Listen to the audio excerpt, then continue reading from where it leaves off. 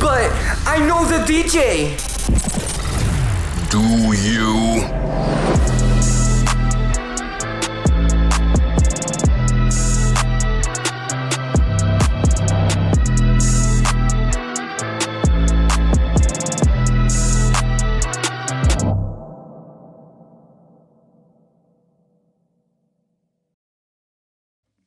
Welcome to episode 28 of But I Know the DJ, a podcast discussing all things DJing, music, nightlife, business, and pop culture through the unfiltered opinions of host Snacks, a.k.a. Snacksy Chan, powered by Dope Entertainment and our sponsor, Anchor. And I know we want to present the Black-owned Business of the Week. Mentioned before, Pioneers is a... I need to do that over again. Oh, my God. Good. And now I want to present the Black-owned Business of the Week. Mentioned before, we have Pioneers Apparel, a performance streetwear brand championing. That's a hard word. That's a hard word. Championing. Championing. It's not. It's not. Take it out. Celebrating. Boom. Championing. Jesus Christ. I've never said that word before in my whole life. Okay. And now I want to present the Black-owned Business of the Week. Mentioned before, Pioneers Apparel is a performance streetwear... Stacks. Dude, I've never messed up this many times. Performance streetwear brand. Celebrating. And now I want to present the Black-owned Business of the Week. Mentioned before, Pioneers Apparel is a performance streetwear brand celebrating community, culture, and diversity through technical running apparel. They combine streetwear design concepts and high-performance fabrics made of recycled materials for runners and fitness enthusiasts of all shapes and sizes in city centers around the world. Check them out at PYNRS_ on Instagram. And now I'd like to welcome our guest for today's episode. Y'all want to talk about Boston entrepreneurs. We have the co-founder of C by Sound, founder of Pioneers Run Crew, founder of Pioneers Apparel, and co-host of podcast Fitness and Color. We welcome my brother Sidney Baptista to the building. Appreciate y'all. What's up, bro? This is a crazy crossover. Yeah, no, this is super dope. I'm excited to be here. When you were like, yo, you want to come to the pod? I was like, are you playing with me? Yeah. You were surprised as if you don't got shit to talk about. I know. But it's funny. I mean, we talk like every day. Yeah, we do. Yeah. Every single day. Yeah. I had posted on Instagram recently, I think when we went away for the retreat, and they posted the picture, and I was like, some of my best friends in life, because we literally talk every or day. text every day, which is cool. Yeah, and it's wild, man. Like, we're approaching Pioneers Run Crew 4-year anniversary, and that's how we met. Yep. So, Francis today, Captain Francis, she posted the first conversation y'all had about meeting up at Pioneers. Did you see that? Yeah, she did. I haven't seen it. She must have, I don't know if she tagged you. Was it on IG? It was on Instagram, and it was I think it was like a Facebook message or text message, and she was like, "Yo, like, same thing as like me, like what time are y'all running, whatever."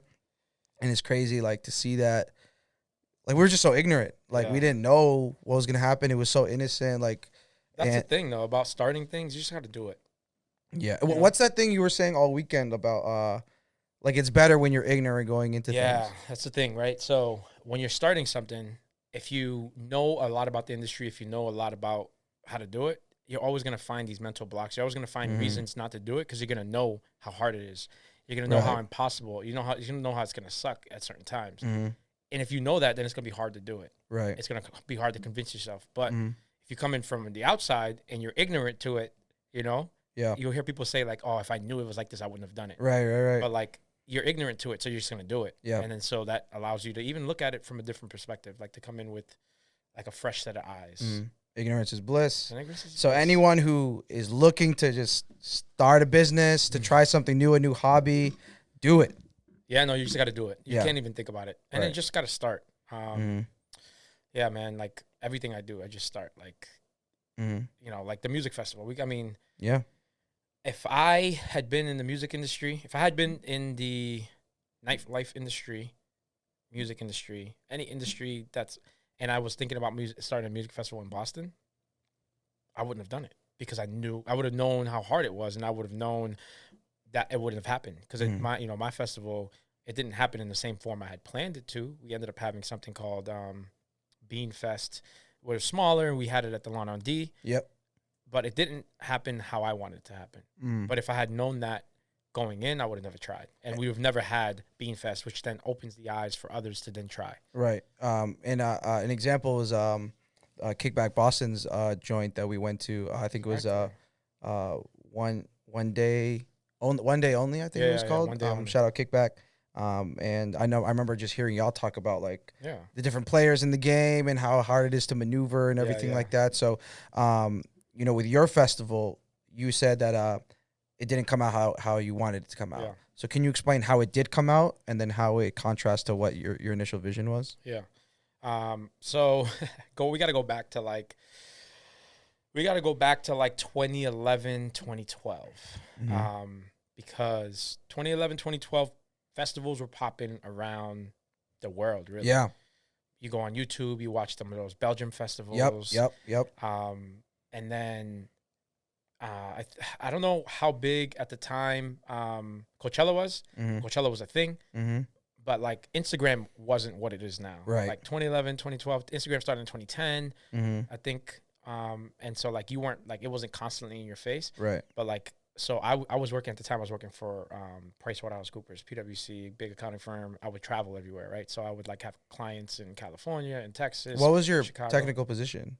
I was, what was I doing? I was doing, what was it called? Systems, implementation, and audits. So it was like IT consulting and audit. Did you study accounting and? Yeah. I had an accounting. So I went to UMass Amherst, got an accounting degree. Oh shit!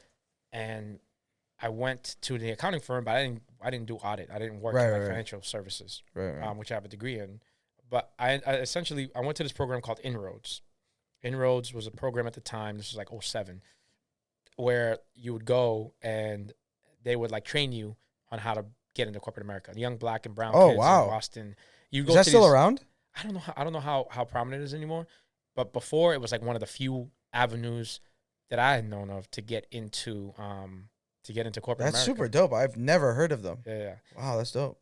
And so all right, so because the internet was really different. Facebook was, it wasn't what it is. It wasn't like information isn't even back then. Even though information was easy to get, it was not as easy as I mean, now. Facebook now is just turned into like fake news central. Yeah, that's crazy. But back then, like, because I got on Facebook in 8th grade, 2008. And I was already at PwC in my second year. Jesus Christ, that's crazy. OG. Facts. But I remember back, it was just straight, like, people wanted to see your pictures. People wanted to interact. And like now it's just like, it's like opinions and shit. Yeah. So basically, so I got to UMass Amherst, and there was like, I don't remember how like, there was talk around like, there's this program that you can get into that'll help you get into corporate America. At the time, I didn't even know what accounting firms did. I was a freshman when I applied to the program. I was a freshman, and I got in. And basically what you do is like it's a year-round training, but in the summer, you go on Saturday mornings, you got to go to this like training center and like dress up, and it's like corporate job training. That's really dope, though. I mean, that's important. I mean, I hope they... I'm pretty sure they still do it, but there are a lot more programs that do that too now. So they're not exclusive anymore in the sense that like everyone who was trying to get into it knew, but now like, or what I realized is that instead of these corporate companies paying Inroads to recruit diverse, let's call them diverse candidates like black and brown kids, they started doing it themselves, and so it kind of cut Inroads off. So like. These companies started going into high schools. They started managing their own programs. Right. They caught on to the game. Right, makes sense. Where Inroads was like collecting cash per student that they put through it.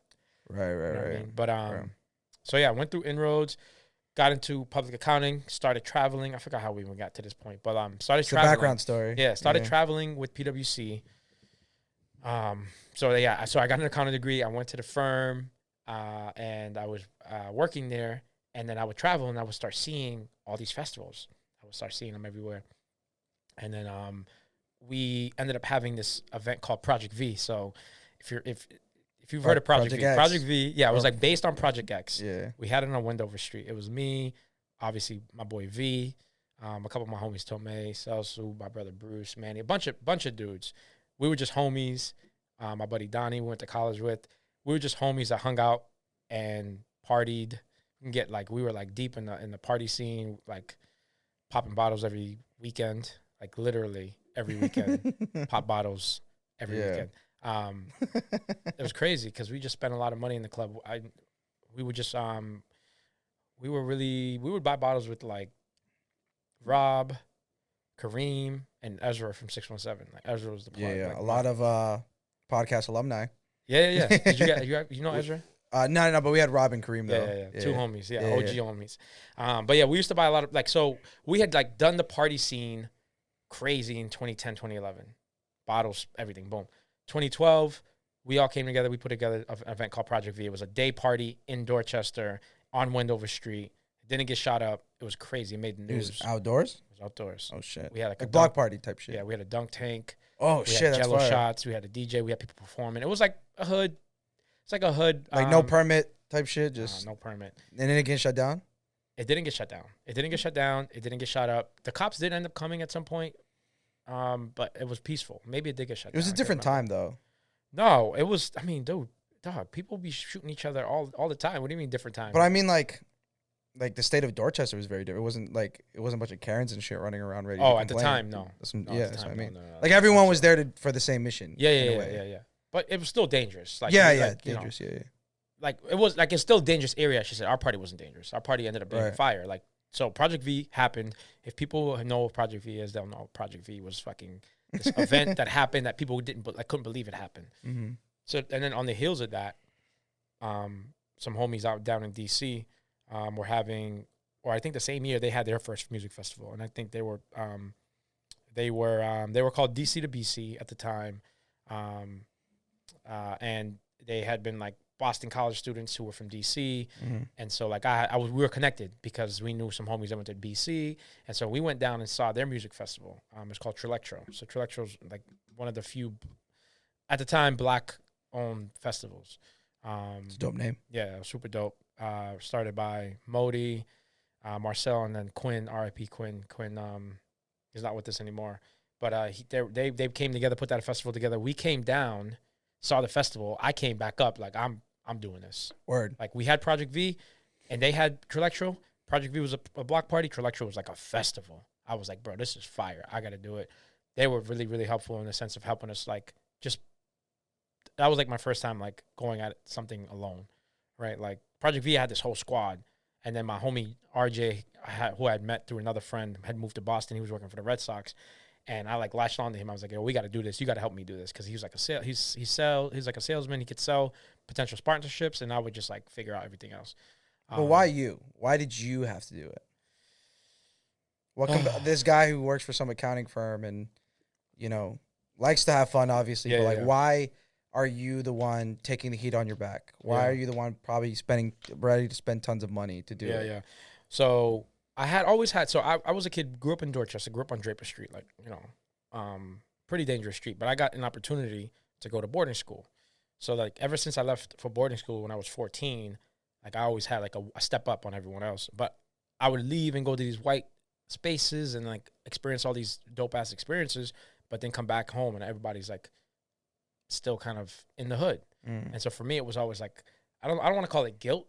I don't want to call it, like, I left people behind, but it was always like, how can I bring more people with me? You want to elevate it. Yeah, how can I bring these experiences? So, like, I started trying to volunteer and, like, bring people, try to recruit people from my high school. That's how I started. I tried to recruit more black people to come to my high school.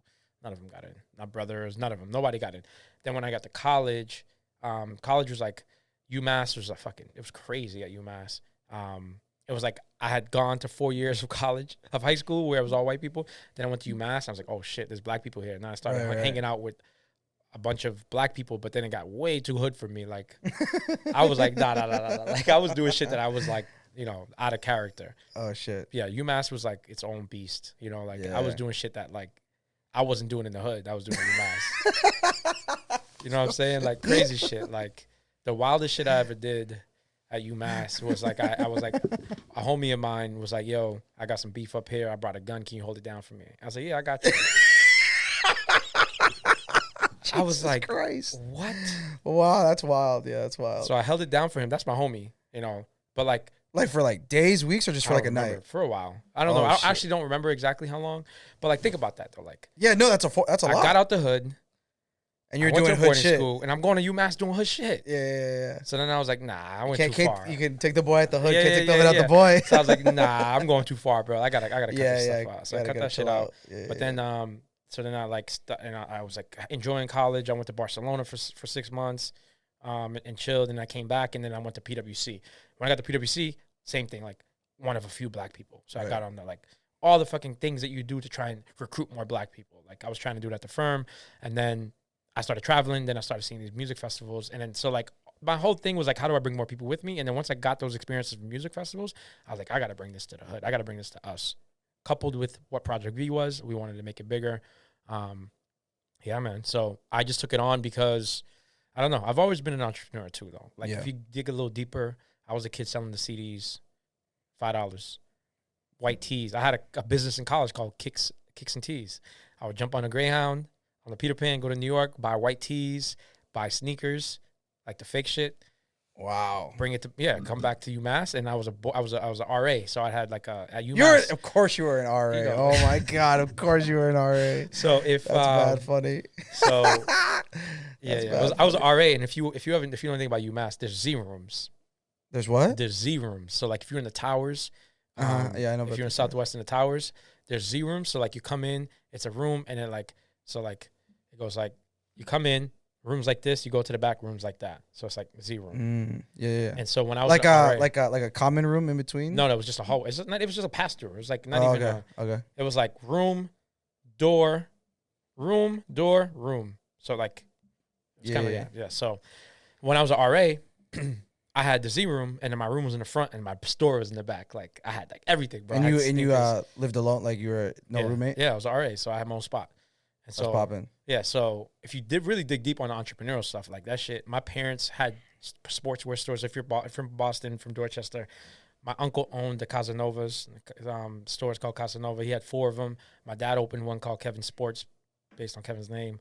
So we always sold shit. I was the kid that we would get up on Saturdays, we would go to the flea market, set up a tent, and sell shit. Wow. Malatas, fucking T-shirts, everything. And so like growing up, I grew up in the stores. I grew up at the store, making deals, selling shit, going to New York, buying shit. Like I was a kid driving to New York, going downtown to like Broadway, and going into those buildings where they sold all the like fake, basically, what you would see like T-shirts, like all the Biggie and Tupac T-shirts, all the Nietzsche jeans, like all that shit. They would sell it in New York. We'd go get it. Right. And so, not all fake shit. Like, some shit was fake and some shit was real. The fake shit came after. The fake shit came in the 2000s. In the 90s, it was like, that's where you went by streetwear.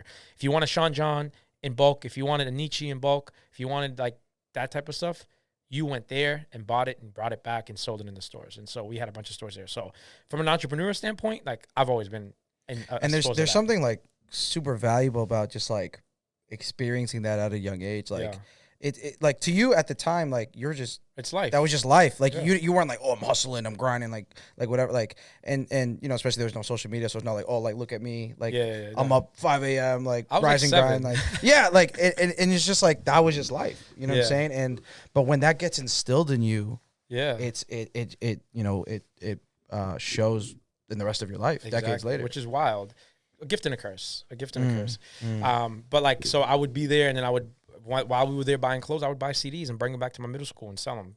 All like the hip hop CDs, and that's how I got into music. That's how I got into Biggie and Pac and Nas and all that shit, was because I would buy them. Eminem, this is like 97, 98, 99. I would buy all the CDs, sell them in school. And then so like, that's kind of like where I got into music, where I got into entrepreneurship. And then so then you fast forward all the way back to the festival. It was like I had gone to school. I had gotten a degree. I had gotten into this job. I had bought a Lexus. I was going out to the club. I was spending all this money. I was made it, right? Like I air quotes made it. Yep. But I was like, this shit sucks. Like I don't know if I can do this. Like I'm watching all of these older fat people, like, cause you put on weight. Like I had put on a little bit of weight. You get comfortable. You're traveling. You're eating. The expense card, all that stuff. People, but then you look up and you're like, damn, like that guy's divorced. That guy never sees his wife. That guy never sees his kids. And I've always been like, yo, when I have kids, I'm gonna be with my child. I want to be with my kid. And so like I looked up and I was like, that's not what I want. Coupled with this like want and need to create. Like I've always had this internal want and need to create. I'll go to work. I would do my job quickly and then like figure out how to do other shit. You know? Yeah. So then I came to the point where it was like, yo, let's do this music festival thing. And I was like really envisioning this thing. Like I said, if I was in nightlife at that time, like understanding how it played, how the politics of Boston played, like I would never try that shit. Because it didn't end up happening. The festival that we created, that we wanted to happen at Seaport, and this is before the Seaport became what it is now. It was industrial. It was industrial ground. We were trying to like build a festival ground right there on the water, sea by sound, like mixing what you call now trap with like electronic music, like hip hop and electronic music, and really like Which was big at that time. yeah, that's what Trill was. Yeah. Trill Electro, and Yeah, so like yeah. we wanted to basically follow in their footsteps. Those are homies, and so yeah, man. So like put a lot of time and money into that, and then what I ended up doing was like going all in. I quit my job at PwC. I took 1 year to work at John Hancock. In that 1 year, I literally focused on building the festival the whole time. Like they were like, yo, your performance is trash. I'm like, oh yeah, I'm trying harder. Like I literally would go to work. I built out the full financial model. I built out the full, like my buddy RJ and he built out the sponsorship kit. And then we just started like trying to talk to people. And it's around the time that Marty Walsh came into office, like 2013, I think he came into office. And so like we were trying to sell it to the administration, like sell it across the city. And so, yeah. And so the team was just you two? The team was just us two, yeah. And so what were some of the roadblocks? You mentioned, obviously, government, Yeah. So at the end of the day, that's what ended up coming up. So we ended up finding, like, everything we needed in the sense of, like, people we would... So the roadblocks were trying to find space, trying to get people to agree to give us space, because they always be like, oh, I don't know if Boston's going to let you do this. And that's still to this day. Right? Like, they were like, I don't know if Boston will let you do this. Right. And that's when I learned about, like, so then when we were having roadblocks on, like, the festival, we were like, let's do smaller events. Let's do smaller events leading up to the festival. Then you go into these places to rent, and it's like, oh, nah, this ain't available no more. And that's when I really started to understand, like, yo, they don't rent to black people out here. Like, yeah. You know what I mean? Like, that's when I started really like, experiencing that. And so, yeah, we basically, what ended up happening was we put the full festival deck together. We were, like, pitching investors. We got some buy-in from the city a little bit, but we were working with the wrong department. Well, I don't know exactly how it went down with the city, but what ended up truly happening was Boston Calling, which was the only festival in town at the time.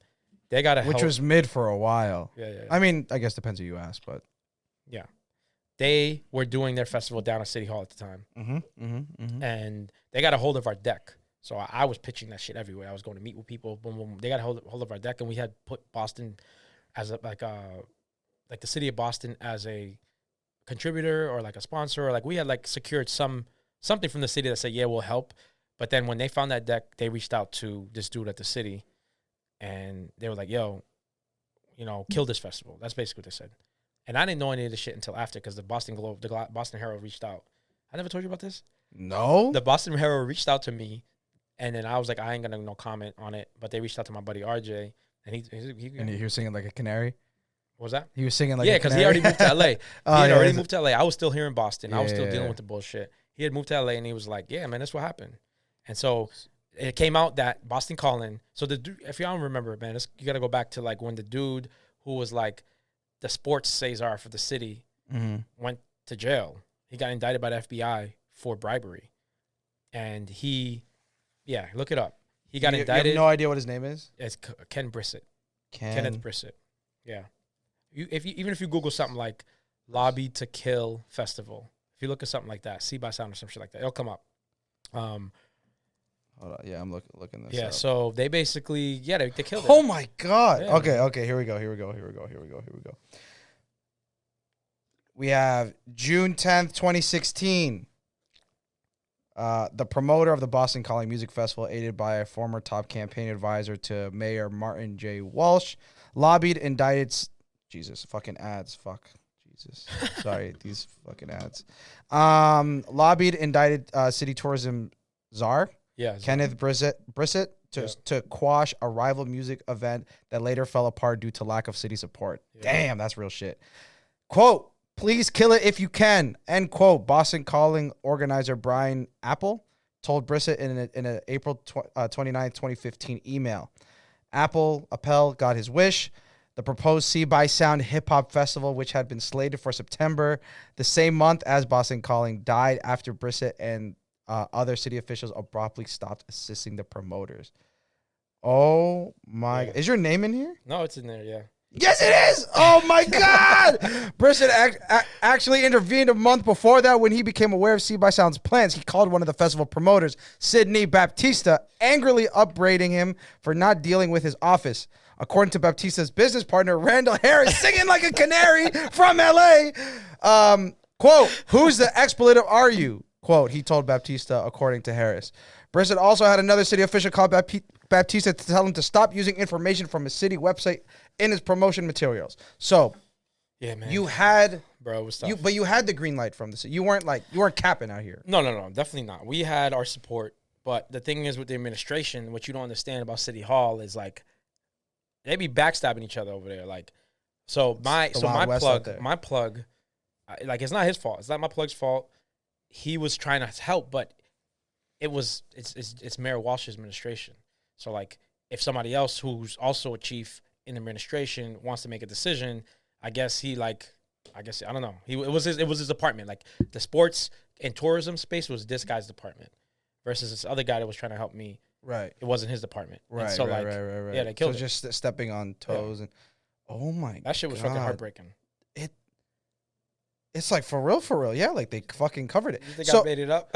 Yo, that shit's no, not that you made, but like I don't know. That shit like, scars me, bro. I don't talk about it a lot. So because I'm trying to get like my ducks in a row here, like because at the time Boston Calling was legit, but it wasn't that big at that time. It was the only thing in town. It was the only thing that was working. It was the only thing that, it was the only show in town. Well, and why do you think that is? I mean, dude, those dudes were connected. They were older white men who had access and capital. They had help from some. I think they had done. I don't know. I can't remember the full like scope of what they had done.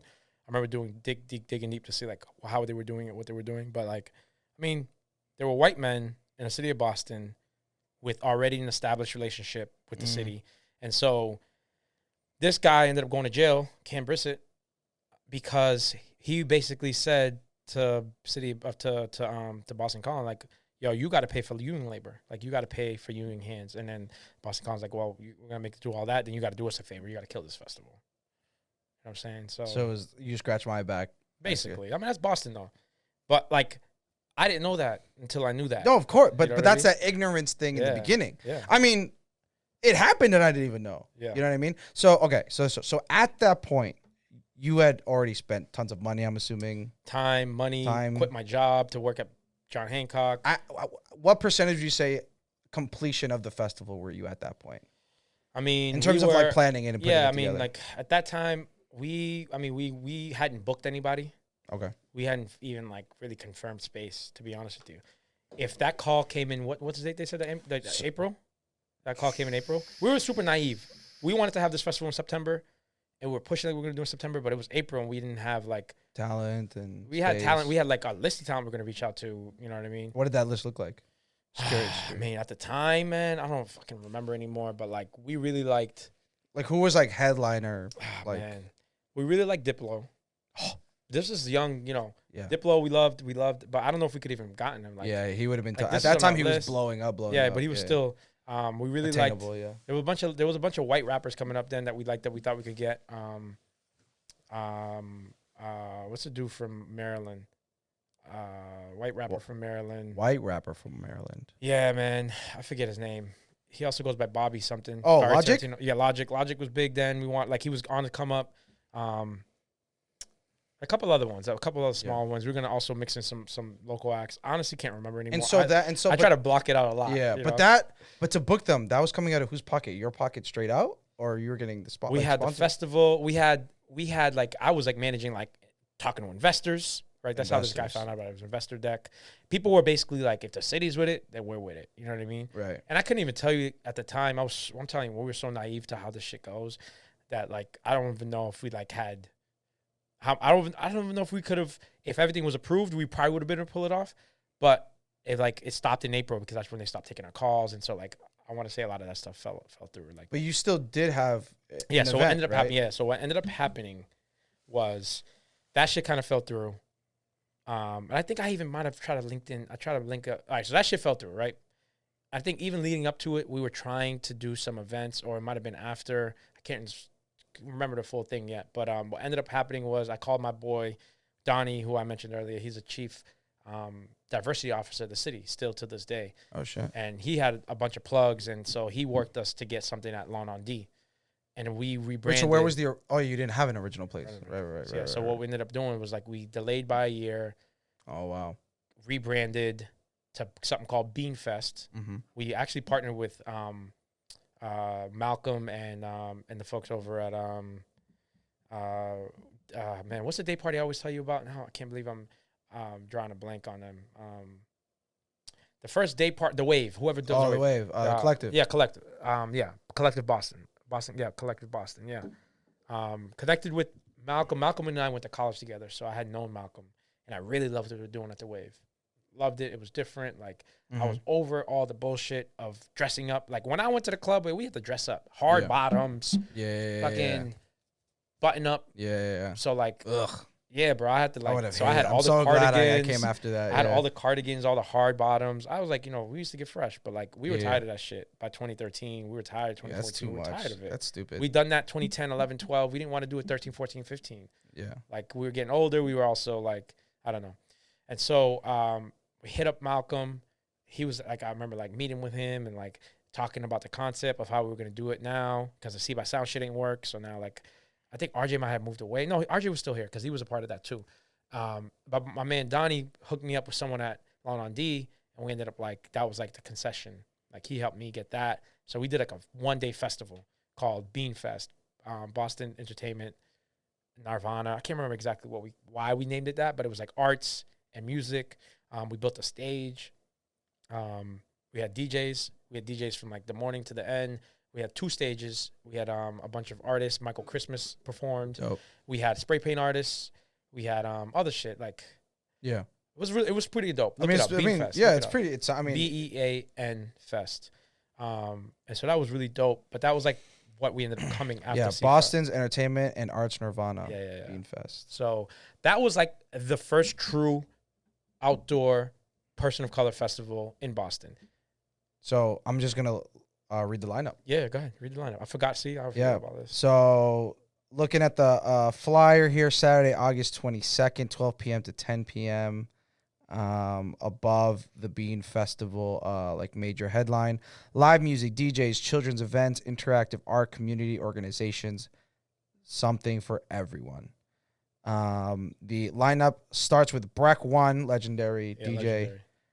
Michael Christmas, as you mentioned, Big Bear from Collective, Star Desmond, Funeral Advantage, Latrell James, Slick Vic, shout out Vic, Seventh Wonder, Lukey Spitta, Wunderbar, Amazing, I think that is, Healthy Roots, Angelina Botticelli, Young Paul, Collective as well, the Trap Music Orchestra, sounds super dope. That shit was fire. Tanya, Billy and Phyllis, That's Somebody, The Yellow Raquel, Arkel. Yeah. New American Public Art, Future Boston Alliance. And then under that it says showcasing talent from nearly every neighborhood in Boston, which is, I'm sure. Yeah. That's part of what we wanted big to do. underlying, thing. Free event. Yeah, free event. Oh, shit. Ended up being a free event. Ended up putting together a pretty fucking dope festival. Mm-hmm. But that's fire. Yeah. Ended up being super dope, man. Like the fact that we ended up pulling it off. It wasn't what we wanted. It wasn't See by Sound. It wasn't like this fucking huge production. But we still like worked through it, brought on the right people.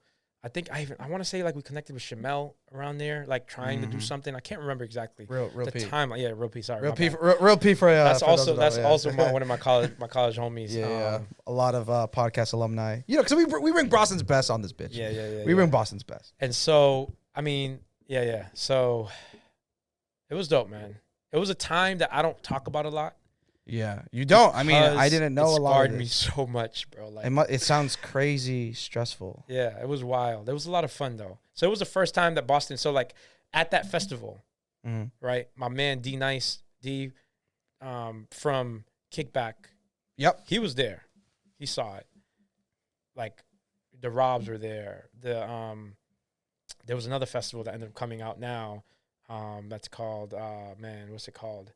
There's a festival. What's it called? I forget. There's another festival that happens in Franklin Park.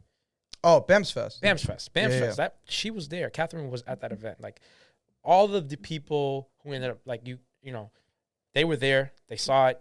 It made it believable. It made it something that like achievable. And then they went out and did their own shit. Right. And that was fucking phenomenal. I loved it. Yeah. And I was like D and I went to college. Like from Kickback. Like I remember we went to LA together. Popping back then. You know what I'm saying? So I went and like we would go out to LA together to see my homie Brandon Torrey, who's a rapper, musician, fucking just a genius dude that also went to UMass with us from Brockton. We would go out there. We would talk about all this shit, like what we're doing. Yeah.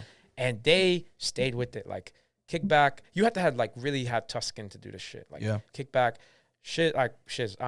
Real P, we like after Seat by Sound and before Bean Fest or like somewhere in between there, my man RJ and I wanted to do more smaller events leading up. And so like we worked with Real P on literally one event. And I wasn't cut out for nightlife. You know, like I wanted to do day parties and festivals. That was my shit. I was like trying to drive that. Like I remember telling Rob, like, yo, day parties, bro, day parties. But Boston wasn't ready for that shit. Right. Boston was not ready for day parties, was not ready for festivals at a time where I was trying to push. Now, like you look at day parties, but like that shit did not happen here. It was like 3 years ago. Yeah, like we were trying to do this in 2012, 2013. Yeah. But like, so going back to Real P, I did one event with him and like we did it together. It was like a live. We had like a DJ. I mean, we had like someone playing a band. I can't remember if he was playing the saxophone or if he was playing the drums. But we had like a DJ and live music. We wanted to bring this thing together. Seat by Sound or something. I can't remember exactly how we did it. We did that event together. I thought it was popping. It was at Wonder Bar, RIP Wonder Bar. RIP Wonder Bar. And like I remember like, yo, shiz, I'm about to dip. He was like, nah, bro, what are you talking about? We gotta close out. We gotta collect the money. I was like, oh man, like this shit, I ain't doing this shit. Like this ain't for me. That's why like you be like, oh, how late were you out? And I'm like, dude, like 3, 4 because it ends at 2, but there's like all this shit after that. But Real P's been in the game for a long time. From a DJ perspective, from a event perspective, like motherfucker is an OG in this shit. Yep. So I have a lot of respect for people who do it. I tried it. I did it for a while. I mean, the shit broke my heart. No, losing the festival broke my heart, bro. Like crushed my dream. It crushed my dreams. It was my first like real L. I had quit my like 6-figure salary. Then when I ended up at John Hancock, and after that, I literally was like, that's how I fell into running. So I was at John Hancock, depressed out my mind. And then Nike, and then right? NRC in 2015, started at Nike. So I was like in the Hancock Tower or like next to the Hancock Tower, and then I would just like come and run right there. And so like as I was like dealing with this identity crisis, I found running. And so running became like this outlet for me where I would be like, let's go do this shit. Like, and at the time I had but right before that I had tore both my knees up. So I had both my knees like surgically repaired. So I wasn't balling. I wasn't as quick on the basketball So you got your knees surgically repaired at what age? My first one was a junior in college. My second one was my first year out of college. God damn. So 08 junior, 09 graduated and tore it that summer. Oh, the other one. So both my shits totally. That's so bad. So like basketball. Done, yeah. I wasn't as quick. I used to ball was like fast. Like wasn't as quick on the basketball court. Couldn't really cut in soccer anymore. And so like I lost my identity in sport. I fucking left my 6-figure job. I fucking failed at this festival, bro. Like, That's tough. It was a tough time for me mentally. And then also like as you're driving down this entrepreneurial lifestyle, like you're really cutting off your friends. Like I wasn't really hanging out with the homies like that because I wasn't playing ball anymore. I think I had moved out either back to my mom's spot because I used to live with Donnie, my homie. I ended up either moving out to my mom's spot or I might have, at that point, 2014, I actually got engaged. So I was engaged. I was with Maya. I was like, we were living together. Shout out Maya. Yeah, that's obviously the homie. Obviously my wife. But yeah, man, it was a really fucking tough time, bro. Like, I was like, fuck, what the fuck is next? And then I really hated John Hancock, bro. I fucking hated that place. You know, like, I hated it. I was still making, I think I had left to make probably a little bit more money, but like I remember the year came up and they were like, oh, we'll give you like a $500 raise. I'm like, what the fuck? Like, get the fuck out of here. Like, I hated this. So I ended up quitting John Hancock on a Friday. I was like, yo, fuck this shit. Quit. Like no 2 weeks. I called Maya. She was on her way to Miami. I was like, yo, I ain't about this. Or my performance had gotten to the point where they were going to have a meeting with me. And Maya was a director of operations at a camp. And so she knew what the meetings meant. Like, they were going to fire you. So at the time, I was like, yo, I'm going to quit. Fuck letting them fire me. I wish I'd never quit because I would have collected some unemployment. But I quit. And they were like, why are you quitting? I'm like, this shit's trash. So then I quit. Yo, fucking quit, bro. I fucking hated it. So then now here I am, unemployed. And then I ended up actually getting into business with a homie of mine. He started like a marijuana delivery service, and this was like way before marijuana was illegal in Massachusetts. So we had to drive up to Maine to try and like build out this delivery service. So like I would drive up to Maine, smoke a lot of weed, like trying to figure out this entrepreneurial lifestyle. And I had a really bad trip on edibles up there, and I fucking like had a panic attack. And so like I was going through it, bro. Like, yeah, God damn, I don't talk about this period of my life. Yeah, I've never heard this shit. We talk every day. We start the podcast. We talk every day. Like, I know you know me so well, bro. I never heard any of this shit. Nah, I had a really bad trip up there in New Hampshire once, and I was like, man. So you're my age at this time, maybe younger. 27, 28. Yeah, so you're like my age. Yikes. Yeah, man, it was tough. And so like I was getting married. Planning a wedding, a very expensive wedding. So sorry to interrupt you. Yeah. Beanfest is done. Yeah, Beanfest happened. How are you making money? I don't remember. Like, I was probably you got no return. You got no return on zero because it was a free event. It was a free event. Yeah, I spent money. What you mean return? There was no return. I spent the money. I financed the shit. And so it's done. It happened. Hey, you know what? We did an event. I think Donnie somebody ended up giving us $20K. I don't know how, between Donnie or like my hustle, whatever. I don't remember. I think because another big thing about me, and you know this because we work together now, I like to pay people. Yeah. I like to pay people for the time. I like to pay people for the tough they do. I don't like to stiff people. Yeah. So like, I remember paying people. So I wrote checks to everyone. And so like, we did have money. I think we had like 20 racks. So I might have not funded that. Like, you know, but yeah, so at the time I had no money, bro. My wife was probably, Maya was holding it down. Wow. Yeah, we had saved mad money for the wedding. This is what happened, actually. Now I remember that. We had saved mad money for the wedding. Yeah. And then I quit my job in October of 2015, and we were getting married in July of 2016. And so. And you were making good money, and you were saving. Yeah, so we were saving. You were okay. You know, we're driving a Lexus, fucking. Like stupid shit. Yeah. But like eating out, partying, like I had every color of every sweater, like everything, like every fucking. I used to buy everything, bro. Every Express cardigan, everything. No, for real though. I was like, for real, that was the swag. Everything, yeah. You know, everything. It wasn't like what it is now, Yeezys and all. Like, like it wasn't the thing. Like I had a lot of Jordans and stuff, but like, But yeah, Maya. So we ended up basically living off of Maya's salary with living off the savings. So we dipped into our savings and ended up having to pay for the wedding on credit card. Wow. Yeah, it was wild. Knowing that you had a wedding. Yeah, we had a crazy wedding. It was destination wedding, right? Yeah.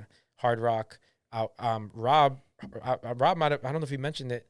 Rob is a homie. Hermela is she's a wedding behind the design. Yeah. She's a wedding. Her business was our black-owned business of the week went on Rob's episode. Yeah.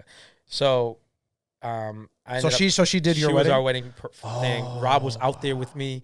He was the one that took me to my room the night after I got fucked up at the bar. Our wedding was so wild.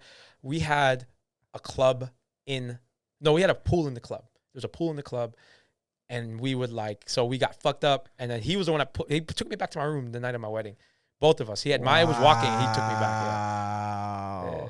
I wish I knew y'all back then, son. Yo, I'm telling you, man. Damn. Yo, shout out Rob. Yo, Rob is one of those dudes that, and I think I said this to you after, because that episode happened because of you. Yeah, of course. You introduced us. And I remember telling you after, I'm like, Rob is one of those dudes that, shout out Rob. Rob is one of those dudes that is mad nice and has no reason to still be that nice. Yeah. He's super nice. Like, he's so nice. He's OG in like a lot of ways, man. He was doing nightlife in the late 90s. Yeah. You know, you guys know. He was on the fucking look at for Rob's episode. I don't know what episode, which episode it is, but remember. It was a good one though. But yeah, so we ended up paying for a lot of the wedding with the credit card. Jesus. But no, like one thing about me is like I don't worry about money because I don't know. I'm just confident. You'll make it back. Yeah. Whatever. I'm kind of like that too, in a way. Yeah. So So then I quit. I was doing this weed thing up in Maine, and the thing is, I just remember just being like selling it to everyone. Like, go to Maya's dinner. I wasn't even married yet. We were engaged, so like I'm sure Maya's dad was like, "This the fuck." I was like, "Yeah, man, I'm selling weed." Essentially, like, but it was like medical marijuana and all this shit. That didn't work. So I was like the first. So music festival failed. That failed, and then I went and found I got into this thing called Startup Institute. I was actually applying to business school too. So I was like applying to go to business school. All my homies, a lot of my homies went to business school. But I was like, yo, if I'm not wanting to do corporate, then I don't want to do business school because I'm just going to end up back in corporate. Spend all this money. So I was like, fuck it. I'm going to bet it on myself. Ended up going to this thing called the Startup Institute, which is no longer in existence. Taught myself everything I know about marketing. Everything on Google. I went to the school thing that was really a certification thing. Right. I ended up getting a job as head of growth at this company called Breather. Yeah. So when I met you, you were that was your position when I met you. So hold on. So if we're gonna just call it like it is, you got ahead of growth through certifications. Yeah. And obviously, and through your amazing personality and experience and everything like that. But you got it because of that of the Startup Institute that you mentioned. Yeah, they basically what was beneficial for me was like when I was selling myself trying to get into startup in 2015, 2016, I was selling myself like this corporate background, and I wasn't talking about all this other shit I was doing, like the music festival and all this other shit. But then when I went to Startup Institute and started getting some of the terminology, and started to sell myself the right way, then I fell into like, oh shit, this dude's can fucking make shit happen. And the thing about the marketing business world is like, if you don't have the terminology like natural, they know that you don't know shit. Yeah. Like, cause that's just like, I'm trying like, it's like trying to talk like NBA statistics and not know like that I don't know like a plus minus or like you know that rebounds are actually important, like just simple shit like that. Yeah. Very, very like that's exactly like love the way you put that, because you know like the way you talk about leads and the way you talk about inbound marketing, outbound marketing, all this other shit, like even tagging, UTM tagging, like all that shit. I was on the phone today, like at work at my marketing day job, going ham on like just crazy terminology, and like the person was like, yo, like I trust you just because you sound mad knowledgeable, and I was like, fuck you. So like so then I got into Breather, but then like I was super also entrepreneurial because entrepreneurial because like Breather was like this a startup. It was a startup. It was funded. I think, but when I got there, it was like we was like raised around a A and a B. I was there for B, C. Mm-hmm. I was there for 3.5 years. And at that time, they were Boston, Chicago, L.A., DC, New York, 10 markets, London. And so I started with the Boston market, and it was like it was a hustle because we didn't have an office. Like I didn't go into an office every day. I like just literally would go into a Breather, and Breather it was which like, is ironic. Yeah. Because like, I mean, for Breather, those who don't know what Breather is, Breather's still around. It went under. Like, really? In the way that I was in it, it went under recently, especially because of the way that fucking. So basically, Breather was take a breather, rent a space. At first, it was take a breather, take a nap. $10 an hour, get into the space, unlock a door with your coat, with your phone, and chill. Then it pivoted. That's when I first got there. That's what it was. So like for me, it was like, how do I find people to use this space? So that's why it's called Breather. There's a lot of homies like Kickback. I let D host Kickback events in Breather. I let homies host shit in Breather. Like I was like finding ways for people to use the space. You know what I'm saying? Because as a growth marketer, that's it's kind of like an account manager in a sense. It was more like especially because I was local marketing growth manager. So it was like, how do I grow this market? It was 2 of us. It was 3 of us. There was like a head of the market, me as the marketing person, and 1 person in operation. And so like my job was to fucking get people to use the space. Right. So I tried everything, bro. Like, so I was out there hustling, trying to do it. But like, did you feel at that time, being the person trying to grow it, that it was like a dead market, or that it wasn't scalable? No. At the time, I thought it was like, yo, Uber was popping. Right. All this shit was like startup world of like, yo, like this is what I got to do. I got to figure this shit out. Yeah. You know what I'm saying? Startup was popping. Yeah. So, yeah, man. So I did all that. I did it for 3.5 years. It turned from like take a breather to like office space. Right. Like a meeting. It like was a mobile WeWork in a sense. Exactly. Yeah. And then WeWork went down, and that shit went down. Yeah. The fucking pandemic. No one's using space anymore. No one's spaces. Right. I ended up leaving right before that. But yeah, man. So I did that. And then actually when that article dropped, like June of 2016, like it was my first day at Breather, I think. Really? Yeah. And I got it. Bro, you take crazy L's, bro. It was wild. But I was like, you know what? Fuck that. And in between that, I was also working I actually ended up what was the worst? Like the lowest of the lowest. You want to hear what the lowest of the lowest was? I quit a six-figure salary. I started running at Nike, and then I have a job, and then I started working at Nike, clocking in Like for part-time. like $11 an hour, clocking in. Six-figure salary, driving a Lexus, clocking in $11 an hour, driving a Lexus.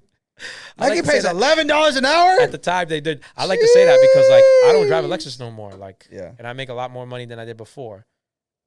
It's just like that was the dumb shit I did. You know what I mean? I mean, I don't even drive a. I drive a Kia. Like, no, I I mean, my life. like pre-COVID, I was living a lifestyle like that, where like, and that's like, it's funny because our past episode, Yubi and Noel, my boy Noel, have been trying to put me on the Dissect podcast, where they do seasons, and the whole season is they break down an album. And I was just listening to the Yeezus breakdown, Kanye West's album, and talking about like New Slaves, and like how they were talking about how Kanye talks about, especially within colored people, that like we get money, but we're not thinking of investments. We're thinking about stunting, getting the new whip, getting the whatever, and like, you know, it happened to you. It happened to me, and if COVID didn't stop me, like I would probably have kept going. I remember you getting fresh. You started getting super bro, fresh. Bro, like I remember one of my favorite moments in life was my sister was like talking to some dude, and she was like, oh yeah, he's like some stupid DJ, whatever. Oh, which DJ, whatever, snacks, whatever. And he goes, oh, the dude with the fresh cut all the time. And I was like, fuck yeah. That's how it's gotta be, bro. Yeah, I was amped. Yeah. And like, you know, like I have the fancy backpack, like, you know, I was able to like the shoes and the jewelry, like whatever, like, and now like I'm like you, I just wear, yeah, shout out the plug. You know, if you know, you know. We got the same plug. Yeah. Except the difference is now is I don't buy for me. I buy for my wife. You buy for wifey, right? I still buy for me. You saw this weekend I had the bullshit Balenciagas for her. I bought my wife a pair of Balenciagas. She's like, get these motherfuckers out of here. What the fuck you think this is? Oh my god. But now we just on our athleisure game. Yeah.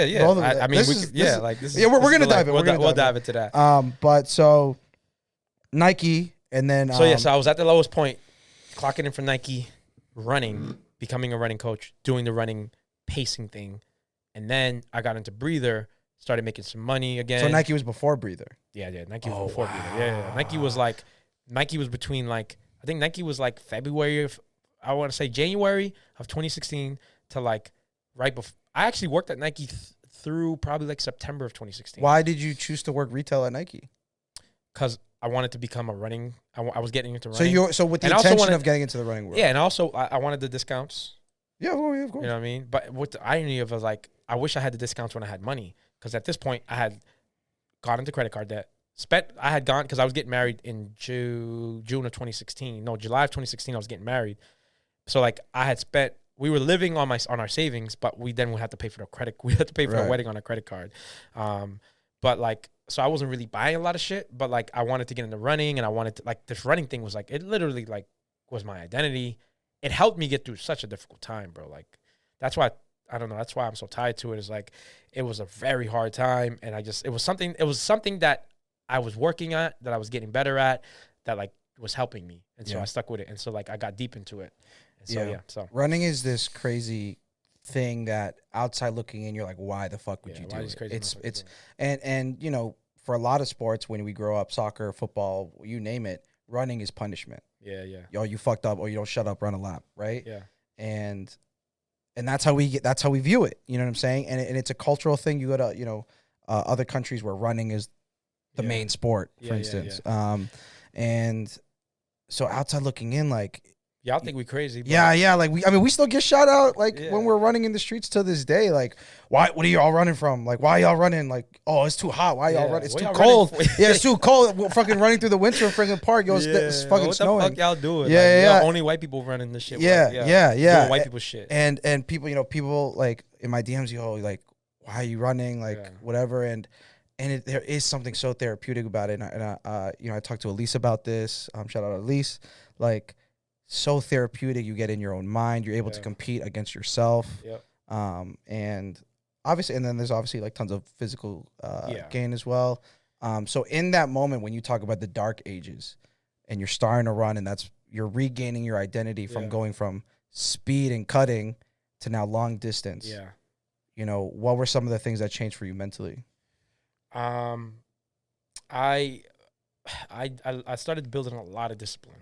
Just to run a lot of miles, you got to build discipline. I started being able to like talk to myself and think beyond like my like what was in front of me. Like I don't got a job, I don't got no money. Right. Like you know what I mean? I mean, I wasn't like dead broke. I wasn't, but like I didn't have a job. It was scary. It was scary. Like, it was a tough time. And so like it helped me like really think through some of the decisions I made. Helped me like I mean I live with the regret of quitting my job at a big firm for like years, man, for years. I'm gonna say 2020 was the first year that I didn't have that regret anymore. That was like 5 years after I left, 6 years after I left. I left in 2015 or some shit like that. And you're like, I should just apply, try and get it back. Yeah, I was always like, maybe I should go back. Like, I don't know. Like, because, I mean, you're still working on a startup. You know, I ended up making more money finally. But, like, at the first couple of years of the first year, I was making, like, you know, just not making that much money. You know, and so running was just like one of the, it was also, I could find competitive in it because like there was always someone faster than you. Like in running, there's always someone faster than you. Like no matter what, you could be the fastest person and someone's faster than you. And so like it was competitive. And yeah. And then so becoming a coach was also challenging. And it was something I could look forward to and I enjoyed. And I really could unplug and like really just be with myself and be with my mind. And so that was dope. Yeah. And I found that consistent just, you know, after 4 years where, you know, we talk about like, it's funny, like even when we go out or do something social and like we see people outside of running gear and we're like, yeah, like you guys live these actual lives but to your point, because they come to run to unplug, they're these different people. They're in running gear. They're, you know, they take the makeup off or they put their hair down or, you know, they're just wearing a hat every day. You know what I mean? Like, and you see them as their unplugged versions. Yep. Exactly. And that's why we meet some of the most amazing people. Yeah. And then like we build the dopest communities and dopest vibes. Yeah. But then you like catch them like when they're doing their thing, you know what I'm saying? Or you see a video, like you see like Sabrina, for instance, shout out Sabrina, like doing her thing. Yeah. You know what I'm saying? And you're like, oh shit, like she's a boss. You know what I'm saying? Like, but not to say that you wouldn't expect her to be a boss, but you see her as just like Sabrina unplugged. Yeah. And then you're like, oh shit, okay. You know what I'm saying? Yeah. So you know, it's great to be able to see people in that like vulnerable, in that vulnerable state. You know what I'm saying? Absolutely. And so you're coaching at Nike. Yeah. Where is that light bulb moment to take it somewhere further? At this point, I think that was 2016, and then I started Heartbreak. Dan from Heartbreak tapped me to become a coach in his Heartbreak running studio. So he was basically the catalyst of me becoming a coach because he was like, shout out Dan. He tapped me to become a pacer, and then he tapped me to become a coach in the studio. And he taught me like, you know, just a bunch of shit on how to do it.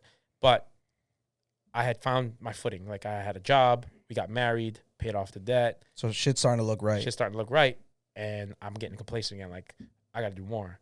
Like that entrepreneurial, like even though I was at Breather and there was like an entrepreneurial role, it just wasn't enough. It wasn't yours. It wasn't mine.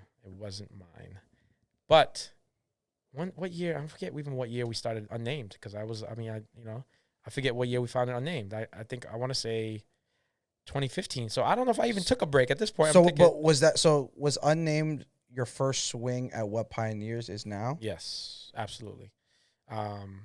Interesting. I think I want to say 2015 is when we started Unnamed. So like and we're talking Run Cruise now for those not in the running community. We're talking Run Cruise in Boston. So Unnamed is Unnamed Run Crew. Yeah. And so that was 2015. So I guess I never really stopped with the fucking entrepreneurial bullshit because I didn't have it. I still wasn't. Levels to this shit. Yeah. Like I wasn't even, we started Unnamed. I was like working at Nike. And I want to say, where the fuck was I working? I don't even remember. I might have still been at John Hancock when we founded Unnamed. You know what's funny? You not remembering these things like freaks me out. Because you're going to be my age one day. Yeah, and I'm going to be like, I don't know when this happened. I have a really bad memory, though. I have a really bad memory. And I do a lot of shit, bro. No, I know you do. But there are times where I'm like, the fact that he can't put two and two together is freaking me out. But continue. Got a really bad memory. We founded Unnamed in 2015. We did that for a while. And in 2016, I left Unnamed and got married. And yeah, so we started Unnamed. I was still at John Hancock. And so that was like my little bit of entrepreneurial stuff after the festival. It might have been even during together. The shit might have all been together. I don't remember anymore. But then in 2016 is when I transitioned. I left Unnamed and I started doing Breather. And then all the way from and then coming into 2017, it was when I was feeling good. Like I had my my money back. Like I was feeling good, you know, like feeling better about myself. Had run my first marathon by then, and then I was like, yo, like, all right, I'm coaching. I'm having, you know, my job. We're happily married. We're having a good time. But now it's like, what's that thing that's missing? Like, there's always that thing that's pulling on me. Like, got to do more. Unfortunately, that's why I said it's a gift and a curse to be an entrepreneur, because like you just never know when to say no. That's one of the biggest fears of Maya is like, yo, you just don't know how to stop. Like, you're never gonna be satisfied. And it's a true, like, it's like, you know, for her, who likes to be like, she just like loves her family. She just wants to be with her family, and me, it's like I want more and more and more. Like, it gets a little scary. So I was like, yo, I had flew out to DC, I think for Maya's birthday that year, and then we ran into District Running Collective, and they were a vibe. They were a fucking vibe, man. And I was like, yo, this shit is fire. And that's the thing that people don't understand about, like, and this is for any community. Like, you can make, like, we talked about this at our retreat. We had a captain's retreat recently, and running is just a tool, right? It's just a common theme, but you can surround it by vibes or good people, and like, and that's the thing, like, and that can be with it can be with a fucking book club, it can be with anything, you know what I mean? And exactly, but people don't, they like to be able to mix yeah things that in theory, like, oh, partying and running don't mix, because if you're partying, you're probably too tired to run. Yeah. You know what I mean? But it's just you use use running as the tool, and you can make things work. And that's like, but that's the harmonious, like, key. You know what I mean? That perfect blend. Yeah, exactly. And so I was like, this shit's dope. Like, there's mad, like, DC's a black city. Love DC. Chocolate city. Yeah. So that running team had all black people on it. And I was like, yo, this is what I need. At the time, I was coaching at Nike or pacing for Nike, coaching at Heartbreak, you know, very white. Like, I would have to go into Cambridge to coach. Yeah. And I mean, you're on Newbury Street, and you're on Cambridge. In Cambridge. Yeah. And so I was like, man, like, I need this shit. So I came home. I told Maya, I was like, yo, you know, I'm about to start running, you know, in Dorchester. I'm going to pick Phil's Savin Hill Bar and Kitchen, because there's a black-owned business there. Savin Hill Bar and Kitchens one of the owners is black. It's on the Red Line. It's in Dorchester. Yep. It's not on the black side of Dorchester, but it's in Dorchester. I was just going to start meeting there. And she was like, yeah, the fuck right, bro. Like, you're just going to start running. You're not going to name it. Okay. I was like, I'm not going to name it. I'm just going to do it. I'm just going to start running. And so I put out feelers. Like, that's how, like, I put it out. Like, yo, meet me here, you know? Another thing about I guess I had founded Unnamed Run Crew, and, like, I had brought a lot of people out. And so I knew there was interest. And another thing about founding Unnamed Run Crew is, like, I didn't know what the fuck I was doing. I don't know how to start a running team. I just fucking did it.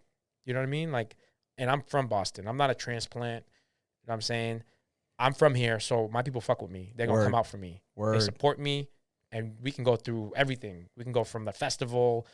We can go from Project V all the way through what I'm doing today. My people support me because I support them. And you know, so like, when Unnamed started, like, those are, you know, my people came out, supported.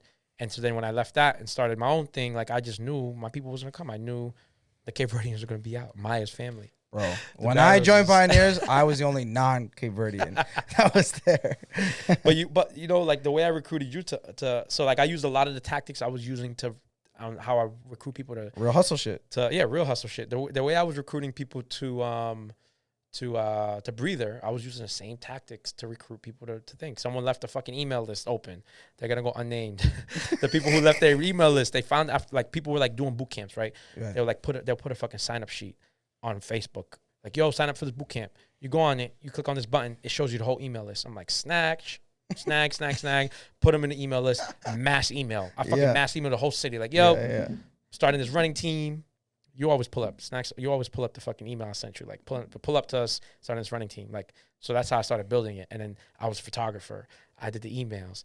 I knew what would bring people and what would keep people. And so I started doing all that. And then, like, Coach B and I go way back. Like, he's teaching at a school that my brother he was like Kevin's teacher. Yeah. And so, like, he came because he fucks with running, obviously.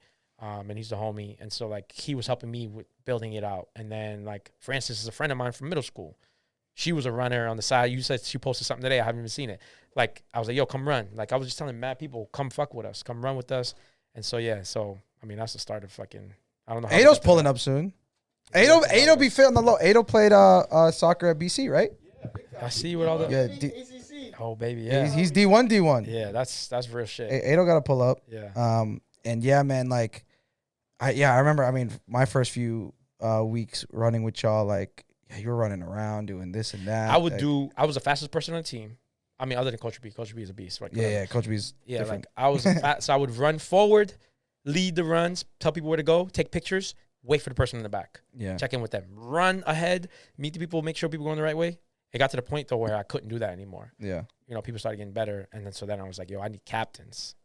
So then like, you know, but I still had my day job. This was just some shit I was doing on the side that was fun, and it was like it was meaningful to me because I couldn't like bring these experiences to my people through music and arts. I couldn't do it through the firm. I couldn't do it through music and arts, even though I tried, and we did break some barriers and do some shit that really worked out well. But like I wasn't, my heart wasn't in the nightlife, and then also I was already jaded from what happened with the city. Yeah, it's so big like, L. Yeah. Like I had already got a job at Breather by the time that article dropped. When that reporter called me and told me about it, like I was already at Breather, and I was like, I don't want to deal with this shit. And so, like, running was my outlet, and I could do it for free, not ask nobody no questions, and I could promote it to people of color, and I could have just, like, this vibe that we can create through running in Boston. So I ended up just doing that shit. And now we fast forward 4 years. Yeah. And Pioneers Run Crew, I mean, it's a fucking... the coolest run crew in the world. Yeah. And I'm saying that on the record. It's my fucking show. And I'm a captain. I mean, think about it. And I'm a captain. Let's go. Think about, in the last 2 weeks, we had marathon champion Des Linden, the best women. Like, I don't know if she's the fastest right now, but no, fuck it. She's the fastest 5K, 50K runner in the world. Yeah, she broke the record. Yeah, she broke the world record. She broke the record on Saturday. On Sunday, she came to our run crew on Saturday, the next day, or the next week. Like, she broke it one weekend. The next weekend, she was with us, and you know, one of our captains was running with us. On the flip side, that's the long distance. On the flip side, that same week, I was talking on a show with. And who's the homie now? Gabby Thomas, who is world record holder in the 200 meter, or I don't know if she's world record holder, but she broke some records in the 200 meter and the 300 meter. So that's a track and distance, and they fucking with us in the same week. Like, the brand is strong. Yeah, so like Pioneers Run Crew is the fucking dopest run crew in the world. Check us out, baby. You know what I'm saying? Like, and that has grown into what's across your chest right now. Oh yeah, which is Pioneers Apparel. Yeah, which is crazy. Which you know, we said it in the beginning of the episode, but performance streetwear brand celebrating community culture and diversity through technical running apparel. Yeah. And I know, obviously, being close to you and talking to you every day and still waiting on my gear. Right. I know everyone's waiting on their gear. I was fresh off of a fitting. Of a fitting, that's correct. Yeah. So we could talk about all that. But yeah. I mean, yeah, it was just another one of those things where like we got into running, right? We did this, like our first deal was with Puma. Yep. You remember, you was there. I was there. Puma came out, they wanted to fuck with us. It was like, all right, bet, like, let's fuck with you. We had a horrible experience with Puma. Yeah. Like a horrible experience. They didn't have running apparel for us. We would go in for meetings and like tell them all our ideas, and they wouldn't pay us for our time. We would do all this shit. They wouldn't pay us. They would give us shitty gear. And so it was like, damn, I had such a bad experience with them. And then we're in Boston where black culture gets no love. Like running crews and running communities in New York, Nike works with them. Yeah, dude. Fucking Adidas work with them. Under Armour signs fucking all they these see businesses. The value in them. Yeah, but they don't fucking respect us here. So like, you know, these teams all have all this like sponsorship behind them. So like we wanted one. We started working with Puma. That shit didn't really work out. And then it's like 2019 and I'm like, yo, fuck this shit. So 2017, 2018, we worked with Puma. Didn't really work out. 2019, we started drop shipping. Like I started drop shipping our shit on their website. Like our website's trash right now. That website's trash right now. But I started drop shipping because I was like, yo, I can't deal with these brands anymore because Nike's not showing us real respect in Boston because they're working with the Heartbreakers. Heartbreakers, fire-ass team, right? Yeah. Huge. Big. And Nike was exclusively working with them. No one else was giving any play. Like we reached out to Under Armour, but no one was fucking with us. So like for me, it was like, all right, black culture is American culture. Like, that's what leads American culture. Running is fucking booming. You don't know what's coming, but that's just coming. Like, everyone's going to be running. And then what happened was the pandemic happened, and no one could go to the gym, and everyone started running.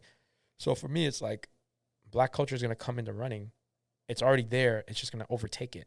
And why am I going to go give my team that we've created all this, like, vibes and love and, like, all this shit that we've created? Why would I go give it to another brand when, like, I'm just gonna figure out myself. I'm gonna figure out how to do it. I was watching Tracksmith. Tracksmith started in 2015, 14, 15, something like that. They started with just online.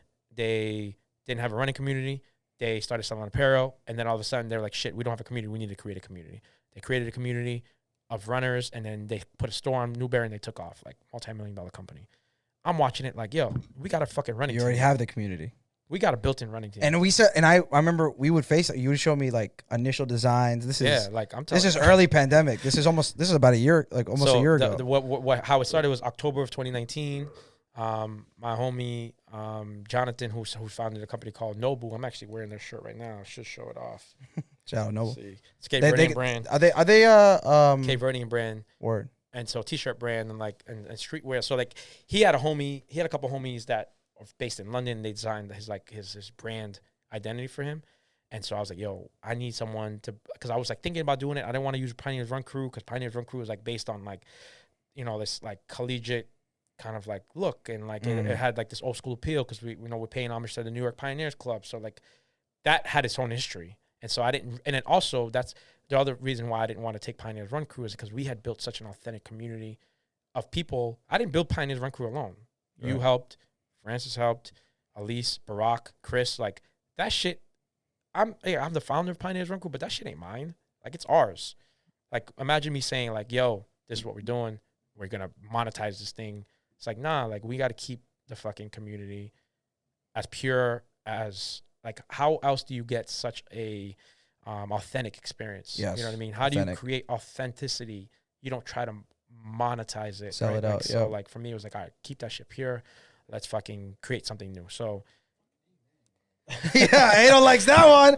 You know what I'm saying? Like, in the post-production. But, like, I didn't need, and that's the other thing is, like, I know my values. Like, you got to go back to your values. Like, what are your values? Like, is my value to fucking make as much money as I can? No, because if I did, I would have stayed at PwC. You know, I fucking climbed the fucking the ranks, and I would have been, you know, that would have been my route. But like, I want to create experience. I want to do shit for my people. I want to have fun with it. I want to impact culture. I want to, like, you know, so I had my boy put me on with his boy in London, and he created the full identity. We like went through like we basically dissected what Pioneers Run Crew was, down to like who runs in it, why people run in it, what the meanings of like running in the street, what the meaning of like introducing running, and then we came up with what you see here. Like, you know, it's show that off. Check out the YouTube channel for the visuals. So we got just some of the beanies. What kind of wool is that? What kind of, talk to me about the wool. This is 100% wool. You know the vibes. You know the vibes. So this shit right here, that shit don't smell. It don't smell. Yo, Sid's been wearing these religiously through the winter. He's running them. Yeah, and done everything in them, bro. And yeah, and I was like, yo, let me see that shit. And I smelled it. There's no smell. Yeah. And I was like, yo, how many times you wash this? He goes, I've never washed it. Yeah, I never washed it because you don't need to. You just let it dry. And that's the thing is with performance apparel. Yes. Really good fabrics. You get, it's like they don't hold odor, and you can, all right, so the idea behind Pioneers running apparel is like dissecting Pioneers Run Crew. Like, we run, but we fucking party. We chill, we pull up. You look at you're wearing a dope-ass Pioneers Run Crew jacket. They got the nice joggers with the reflection, with the zipper, with the Yeezys. Right. You know what I'm saying? That's my swag. So like, I'm comfortable. So like, I'm husky, but I'm fly. So like, I'm taking our identity as a running team with the vibes, and putting it into apparel. Like, so then my shit, you can wear it out or you can wear it to a day party. Like, I got a bunch of shit I'm gonna pull out. Pull that shit out. So I brought podcast exclusive. He just came from the fitting. The bag is on him, baby. Yeah, like, look at that shit. Definitely. Look at the color blocking. Look at that shit. So again, like refer to the YouTube channel to get the visuals on this. Sports bra. I mean, we already sold $53,000 worth of. Yeah, so you did do crowdfunding. Yeah, we did crowdfunding. So, and it's so that, all right. So this is a nod to streetwear culture, like this little color tab thing. It was like we wanted to make it so that like you could wear it out and it'd be dope, and it also has a nod to like the streetwear culture and black culture, and like, but it was also running apparel like you can fucking sweat in, and it would be dry. You could go get a coffee after. You can pull up to a party, whatever. So that's like a woman's thing. And you literally wear your own shit like all day, every day, and you're always clean. Like you're always fly. Yeah, thank you. Appreciate you. You know what I'm saying? But yeah, like I wear my shit. Yeah, like this sweatshirt is fire. I got another one. I can't wait to get it. People just blowing's fire. Those are the joggers? No, that's the blue. Yeah. So Fuck, like, which one did I get? I don't even I know. don't remember. So I definitely got the black one. You know, I stayed. So this has a little pocket that you can put like a phone in or a keys to go run. Yeah. You know what I'm saying? I feel that right there. Feel the inside of that. Feel the inside. That's velour. And So again, Ado did do D1 soccer, so he's been in sweatsuits for years. What do you think of that, Ado? That's what you train in. He said. That's that right? D1 That's shit. just fire. Like you can. That's ACC. shout out the Eagles.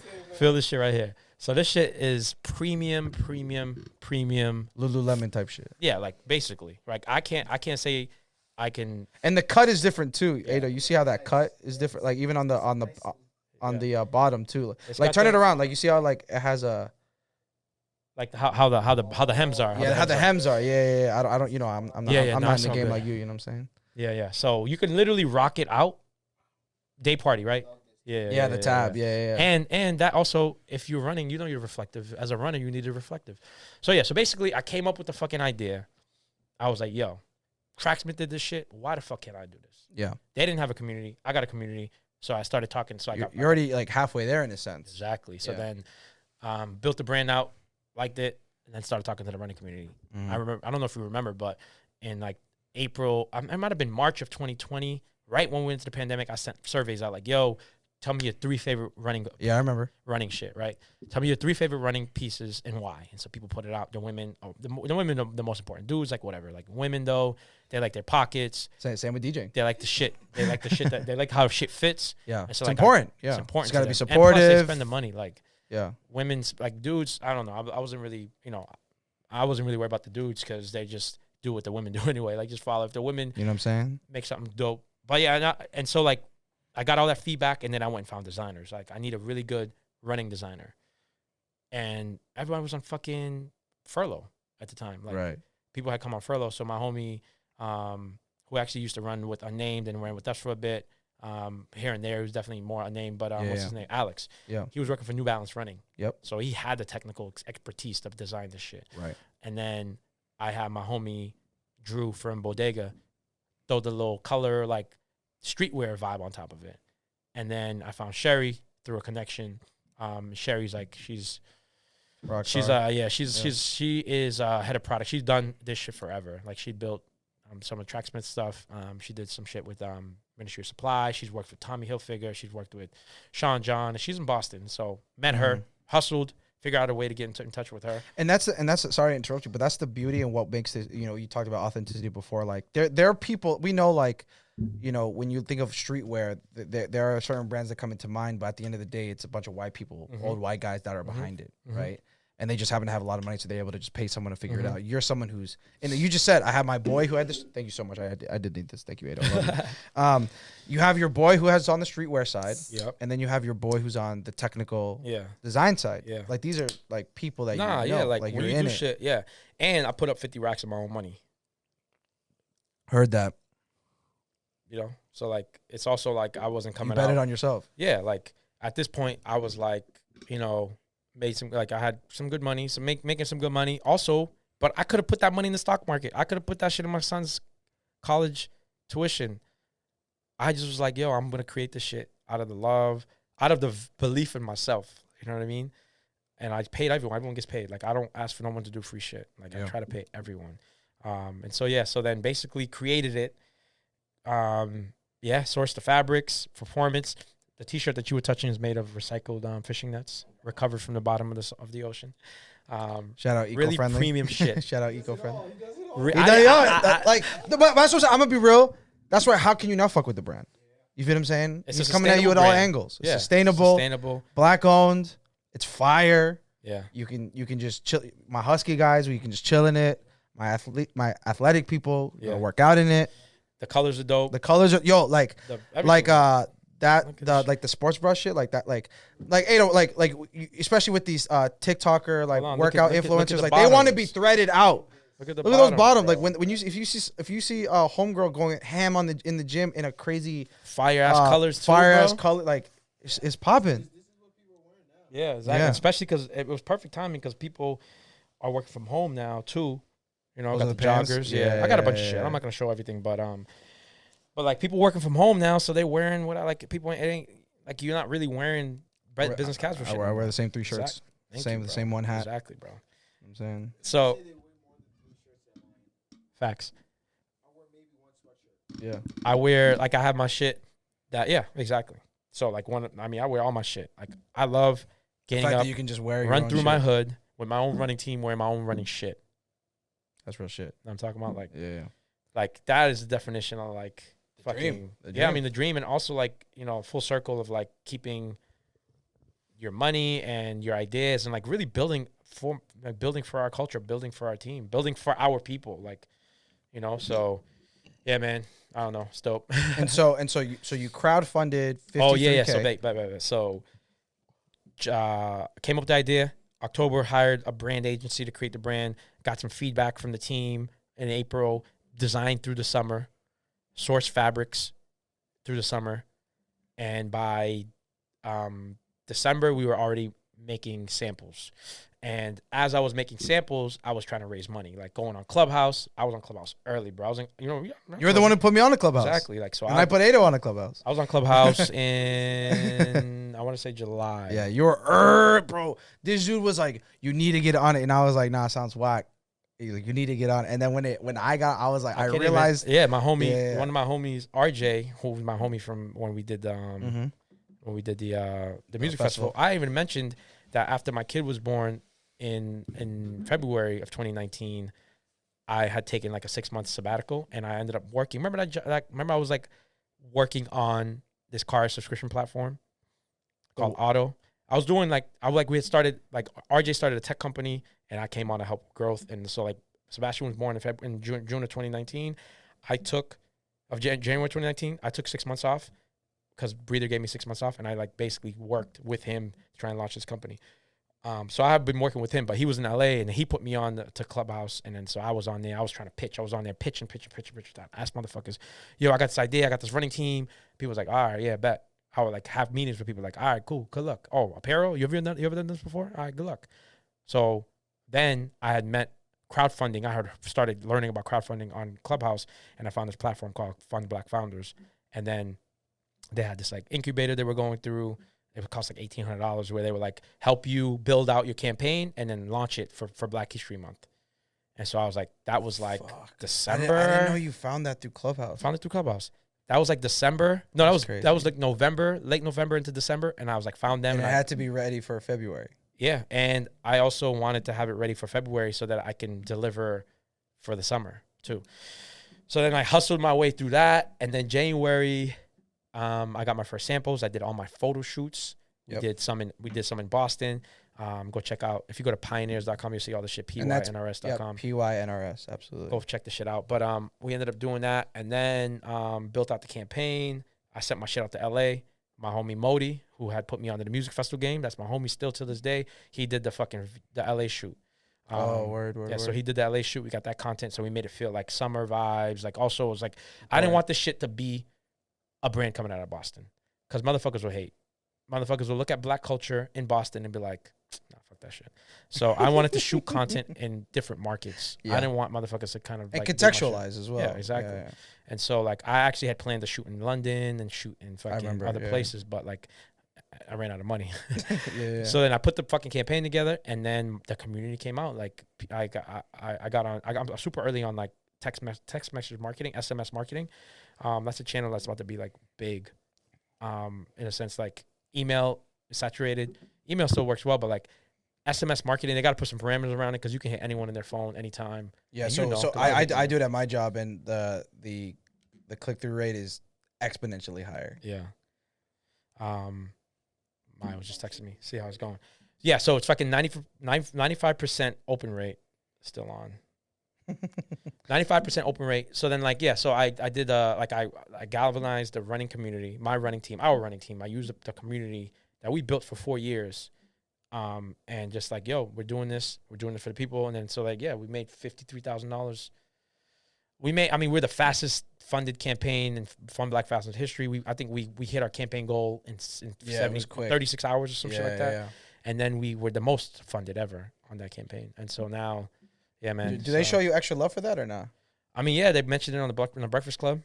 That's right. Yeah, so they're giving. Wait, so it was the people who run that? yeah, one of the founders was up there. That's who that was. Yeah, that's true. I remember that. And so, what's the next step? What should people expect? Oh man, so now, is that where we are now? And so like, yeah, I mean, I guess that's where we are now in terms of like the story. I'm trying to think if I missed anything. Yeah, we're building the product. I don't know what the fuck I'm doing. Fresh off of a fitting today. So fitting, what we do at a fitting. What we do at a fitting is like, so we're making this shit from scratch. Like, if you see anybody out here with their own fitness gear and they're not fucking doing what I'm doing. I'm not even trying to cap on, like, they're doing drop shipping. Like, we've done that. Drop shipping is like where you find some shit and you just print on it and you run it through Shopify or even buy it in bulk and print on it. Like, I'm saying, I'm measuring people, creating products from scratch, moving shit around, putting zippers, adding zippers, moving them.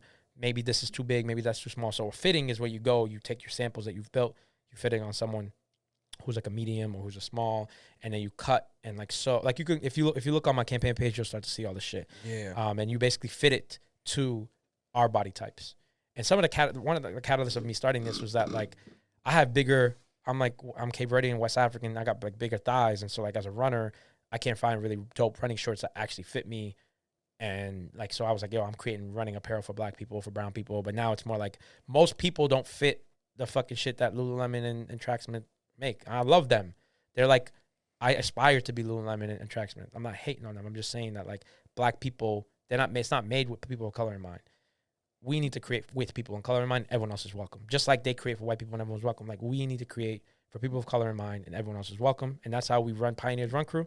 That's how we run Pioneers Apparel. That's how we run shit. So like that's how we do it. And so like we fit for bigger body types. We want to make sure that we can fit, husky boys. You know the vibes, baby. And all that shit. So right now we just did another fitting, and we just sending those back out to the manufacturer out in Asia, and then yeah, man, and then we'll get that, and hopefully we'll start delivering hopefully in July, and then it's building out the e-commerce platform. That's a whole nother game. Like you got to build out this fucking crazy ass e-commerce platform. Like, and I have my person in London that designs it, and I have a builder that I got from Pakistan, like. Just Slack and fucking Fiverr and fucking everything. Just the hustle. Trying to figure out. That's where the money goes. Yeah. I mean, it's real shit. No, it's real shit. But that's the thing. Like, hearing you be like, I don't know. I don't fucking know, bro. But the thing is, and then outside looking in, you're like, oh, this is mad figured out. Yeah. He has a team of 300 people behind him. Like, you know what I'm saying? But it takes that to going back to like why running was so impactful to you, that you learned that discipline. Yeah, you gotta have that. It. Like, this is your goal. You're gonna make it happen no matter what. That's part of it, and the other part of like running a marathon is like looking. If you like starting your marathon, looking at it, you're like, yo, I can't do that shit. If you tell yourself you can't do that shit, nah, you can't do it. If you start anything saying you can't do it, you're never gonna be able to do it. You've already told yourself you're not gonna do it, and so like, you got to start like putting shit out there and envisioning shit and making it like, because that shit works, man. Like, I know it works because it's worked with me. Like. Speak it into existence. The universe works in mysterious ways. In September of 2020, when we were doing More Than a Run, we put together this we raised $60,000. Also another fucking huge shit that we did in 2020. I had wrote on something and put it on my vision board at my desk. I put like $50,000 to launch Pioneers. My goal was to raise $50,000 through that race. We raised $63,000. But that money had to go to charity. Yeah, we needed to make sure that like Pioneers Run Crew was like, we did the race fees and shit. We didn't make, $10,000 on that shit. So like here I am with this $50,000 goal. I don't know how I'm gonna get the $50,000. I get to February, and how much do I raise on my fucking campaign? $53,000 after fees, because you got to pay fees. $50,000, bro. I put that shit on a vision board. Didn't know how I was gonna get it. Fucking did it.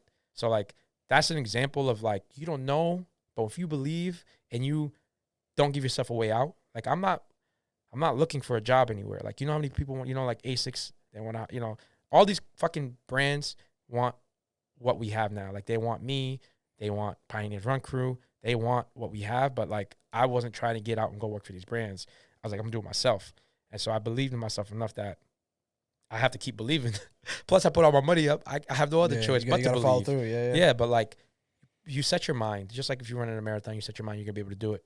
If you're gonna start something, and it might not end up being the way you envisioned it at first, but like that shit, it's just the world. That's how it works. That's how life is. That's how entrepreneurial life is. That's how it is, B. I'm gonna run through a fucking wall. But bro, like, you know, like it's crazy. I mean, yeah.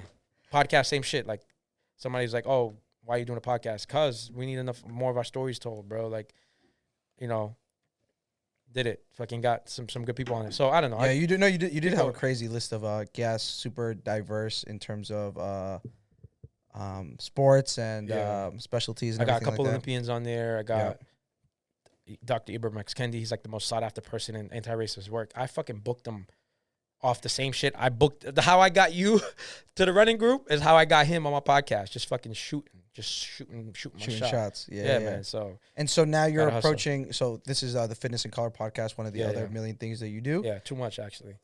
You're starting season 2 when? Do you know? I got a co-host now because it's too much, but I love having that as a channel. That it's like our own channel. So instead of like going to beg advertisers to put us on, we've already built our unique kind of people who want to hear about these people of color stories of people of color in fitness. And so like we're telling those stories, we're building that audience, so then we can pump Pioneers Apparel through that. Yeah, we can do shit. So yeah, so making your own avenues. Gotta do that because like, what are we gonna keep asking these motherfuckers to give us a chance? You're gonna keep asking them to hire us. Right now we're hot. Yeah, like right now, people of color, you know, there's a platform, some sorts. But at some point, the trend's gonna go out. At some point, the dollars are gonna matter again, and they're going to. At the end of the day, they ain't fucking giving you a seat at the top of the table. They're gonna put you in diverse leadership. They might give you here and there, but like you ain't making no fucking decisions. That money ain't coming back to your neighborhood. So like, yeah, man, I'm pretty passionate about like really creating like the full ecosystem for myself. Yeah, you know, they got the authentic running community that will keep feeding because we're doing real shit. We're like changing lives through running. Yeah, you know what I'm saying. And that whole so concept that feeds everything, bro. That whole concept can be placed in so many different industries, different. You know, it contextually can change, but the actual concept remains the same. I mean, Blackie was saying it in his episode where he was saying for DJs, like, you know, our ecosystem is like, you know, to you, the companies and the big brands that want to work with us, it's the promoters, it's the venues, it's the managers. Do it yourself, right? If you're concerned about bookings, create your own bookings, make your own lane. If you want to be able to make yourself more marketable, make yourself more like hit up your boy that can take the photos of you and whatever. You know what I'm saying? Like, it can happen. And to your point, if you have the goal on the sticky note on the wall, it's crazy. Like, you can do it. I remember when I realized that, I was like, yo, Maya, let me tell you about this. Because I started having to do like the gratitude, and I always go back to like my this one of my mentors, or like I went to a school called the Epiphany Middle School. That's where I went with Francis, and the founder of the school, he's a Finley. He's like the Finley the 4th or something, or the 5th. He comes from like a very like his parent his great uncle or something founded Princeton. Like they were like they got old money. They got more money. They got old money older than like the Vanderbilts and shit. So like, but like he started the school, but he was like his gratitude was out of this world. Like he thanks you. He'll fucking call you and thank you for picking up the phone. He'll like all this gratitude. And I was just always thought weird, like this rich ass dude got all this money. Like why the fuck is he always have gratitude? But like once you start practicing gratitude and start to like put it into your universe, and like that shit comes back. Like that shit pays dividends. That changes your mentality. It changes your mood. It changes the way you think, the way you feel, the way you like. So I say all that to get into like I got into this book, I forget what it's called, the Secret, like the Secret, and you start practicing gratitude, and then you start practicing like manifesting and shit. And I'm not a religious dude. Like I grew up Catholic. My mom is Jehovah's Witness. Half my family's Catholic. We talked about my kid about to be try to get baptized. We don't go to church, whatever. But like, I believe in the universe. That was a whole other thing. I believe in the universe, and I believe now, and at this point, I believe in manifesting shit. And I have to because there's no way out. Like I'm not thinking 2020 when I realized like there's no going back to PwC. There's no going back to that world. Like, and I don't know. It just unlocked this like level. I told Francis, because I still had a job. Like I still was working. Like I was still working while I was doing Pioneers Run Crew and doing all this other shit. I was still working for a consulting firm. And then in July of 2020, that shit kind of went under. Like I didn't work anymore. And I told Francis, I'm never getting a job in my life. And she was like, oh, cool. I'm never getting a job in my life. Like I'm starting my own shit. That's when that's when like I got like everything situated. I got the podcast going, and yeah, man. So just vibing, bro. It's going crazy, bro. I don't know. You got me talking. I mean, a big year. Obviously, you know what we talked about Celtics here among us. Yeah. Oh yeah. All that shit. What else did you fucking get? Rob showed up with the privilege toast from Hennessy. Some other shit you got, no? Yeah, I got I was in Runner's World 2 times. We were in the NBC, ABC, BBC Health as Magazine, well. We were in BBC as well. My voice was in there. Shout out BBC. I got tapped to become a running coach on this app. It's me. Go to stayonpace.com. Stayonpace.com. You can $5 a month, and I can be your running coach. Shout out Coach B, because Coach B is my coach for me to be a coach. You know, he's the catalyst of me creating all that. But yeah, man. So like, yeah. So yeah, it's been a big year. It was a big year. I think once I threw myself into it fully, yeah, man, just became big. Yo, and big congratulations to you as someone who talks to you every day. I know, right? You know, you don't even know half the shit that I. That's what I'm saying. Like, because I have to like, you know, the running team. Like I said, like we got to do that. That's a whole. It's a whole beast in itself. Production. We got some good opportunities coming there, but like I can't boggle y'all down with this shit. You know what I mean?